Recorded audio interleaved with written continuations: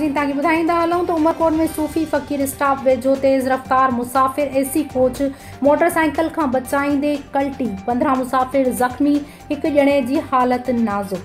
जी नाज़रीन, रिपोर्ट असद अली बुरगड़ी मुताबिक़ उमरकोट में मीरपुर खास रोड सूफ़ी फ़कीर स्टाफ वेझो मोटरसाइकिल के बचाईंदे तेज़ रफ़्तार एसी कोच कल्टी थी पई। कोच कल्टी थियण जे नतीजे में 15 मुसाफ़िर ज़ख़्मी थी पिया आहिनि।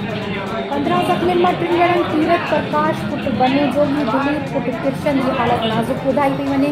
ज़ख़्मी मुसाफ़िरनि में मोहम्मद सुमार निहाल, मोहम्मद याकूब, दिलीप कुमार, शाहिदीन पुट सिराजुद्दीन, मोहम्मद अली पुट मोहम्मद कायम ऐं ॿिया शामिल।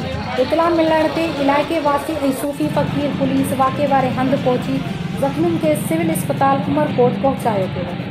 22 वरियनि जो प्रकाश पुट बनू जोगी, 24 वरियनि जो राजा पुट फ़कीरो, दिलीप पुट किशन जी हालत नाज़ुक हुजण करे हैदराबाद रेफर कयो वियो आहे।